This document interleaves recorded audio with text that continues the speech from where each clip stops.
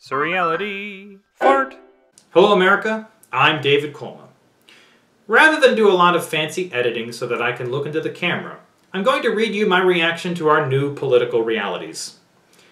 Congratulations on voting for the first woman president to make mild social reforms and bomb the shit out of brown people in the Middle East.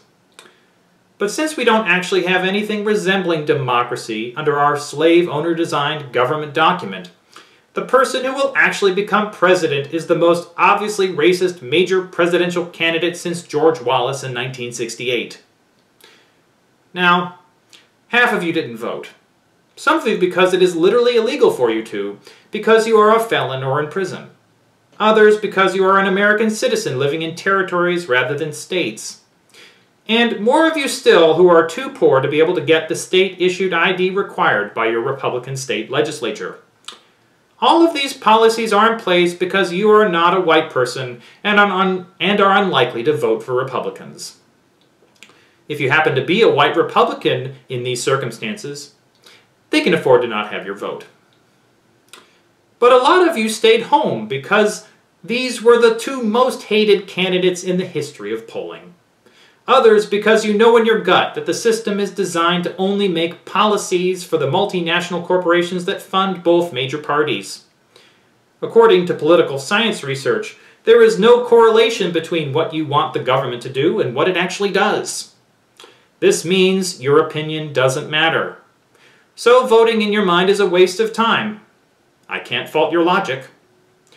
But I'm here today to congratulate you on your decision, and to tell you that if we all gave a fucking shit about other people, especially the people that don't have white skin and are human beings in other countries around the world, that we can fucking stop the shit show that guarantees a fucking failure of a businessman who pulls all of your racist and sexist puppet strings becomes president.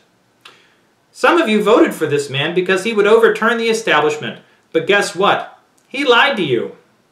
He is currently filling up his administration with establishment figures who are willing to pay fealty to him, and they will get to do whatever the fuck they want, because they will control all three branches of government. You've been had. Say goodbye to your Social Security and Medicare. You're not getting your wall either. Just so you know, I would be giving a similar speech if a few more million Americans had dragged themselves to the polls to vote for the corporate Democrat, who would destroy this economy with more neoliberal policies meant to enrich her Wall Street and Silicon Valley donors. Now, here's how we stop it. First, educate yourself. Learn why Donald Trump succeeded in speaking to your economic anxieties that are deeply tied to your fear of non-white Americans and the advancement of women. Now, I know, you're watching this and telling me, I'm not racist, I'm not sexist. I don't give a shit about your proclivities. This is not what I'm talking about. What I'm talking about is the fact that you have an unexamined expectation that you will have a place reserved for you away from these people. That you deserve more than they do, and that the traditional order of things in this country, which includes murdering those more oppressed than you, is better than the scary multicultural future. This will be your own downfall. Trump is going to crack down on black people, Muslims, Latinos, Asian Americans, LGBT people, and women, no matter who they voted for. There will be blood on this soil. You thought he was lying. I'm amazed you were willing to take this chance, but here we are.